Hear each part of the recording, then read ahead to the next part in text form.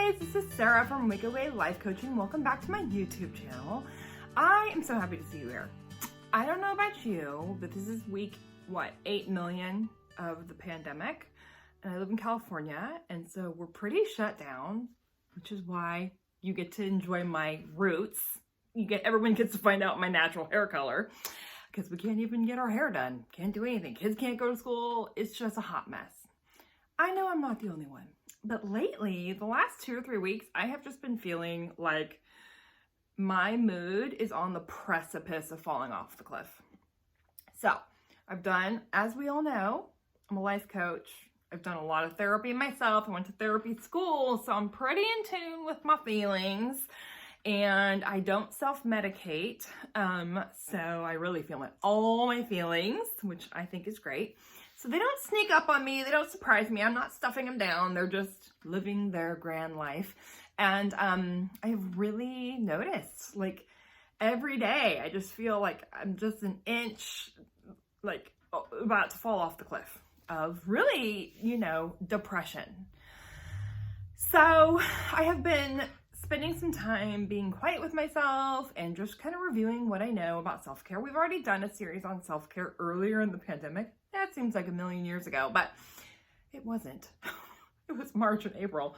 But, anyway, I've been really reviewing what I know, and I've also been just really sitting with myself. Be like, what do I need?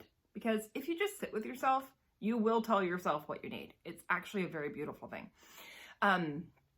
And one of the things myself told myself is that part of my kind of borderline despair is the fact that I am a woman who likes to have some time to herself.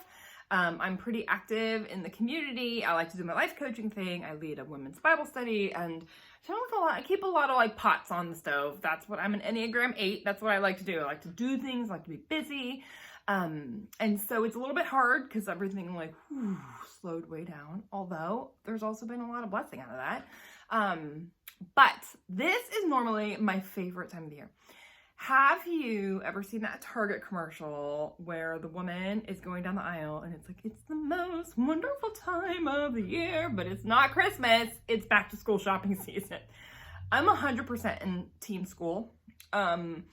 Every year, August 1st is like the beginning of my life. Like, summer is a really hard season for me. Not only is it just hot here, it's so hot here, you guys. But we're home for 10 weeks with no school, and I'm getting time to myself, and the kids, it's like the new ESPN sport. Instead of watching sports on TV, my kids just fight like all the time. It's not super fun. And also I like structure, again, Enneagram 8, and routine. And so during summer, I don't want to like shove my routine down my kids' throats. So I try to go like free range parenting. You've heard that term, but I hate it. And like my soul dies a little bit more every single day. Not to over dramatize the fact, but that is actually how it feels to me. And so, August 1st comes and I'm like, I made it, because in here where I live, kids go back to school mid-August, like 15th, like clockwork. It's so amazing. So once I make it to August 1st, I'm like, I made it. Summer's almost over. We can start buying our markers and our crayons and just get it all ready so that we're ready. I can't wait for that first day of school. And then I drop the kids off at school and I like go on my jog, and I come back to a quiet house and the dishes stay done for more than 1 minute. And it's like a miracle, okay? So what myself told myself when I was checking in with myself was that I'm really grieving the loss of that back to school euphoria. That's what it is for me. It's euphoria. It's hard. So I have been coming up with a plan, and I don't know why I'm bothering to tell you except this. This week, I've started a new habit. I don't think it's very healthy, but it is fun for me, where I'm reading 3 newspapers every morning. I don't know why.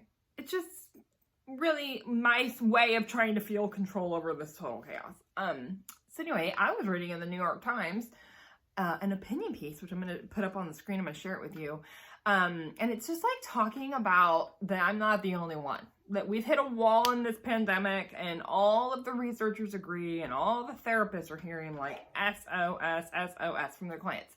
And that felt really validating to me, but it also made me realize I think it would be kind of fun to share my process with you. Like, what does a life coach do when she's feeling on the brink of going over the cliff, mood-wise? I will just share. Everybody's different. I don't have a depressive disorder. I don't struggle with that in general with my life, and I'm very grateful. I do struggle with anxiety. That's another topic for another day. But depression is not something I struggle with. So I feel very safe handling this with just self-care and, plans, and I don't need to go to the doctor. Some of you might, so keep yours in tune with what your body needs. That's really important. Everybody's different. So I was reading that article in the New York Times, and I was like, oh, wow, I'm not the only one feeling this. Like, this is getting heavy right now. And then I haven't listened to Michelle Obama's new podcast, but I saw an article in one of my 3 newspapers talking about that she disclosed in her new podcast that she has been feeling, depressed. And she went into the multitude of really valid reasons why, but it just really occurred to me, like, we're all struggling right now. And I think with this pandemic, it goes up and down. This is new territory. It's not like we have a book by some super brilliant therapist telling us what to predict, because we haven't been through this in 100 years. So it's new to everyone. But anyway, that's what I want to do. So for the next 3, 4, 5 weeks, we'll kind of see how it goes. I just want to share with you what I'm doing to try to bolster my mood. We can kind of check in. I would love if you wanted to leave in the comments, like, did you try something that's working for you? It'd be super fun to hear from everybody.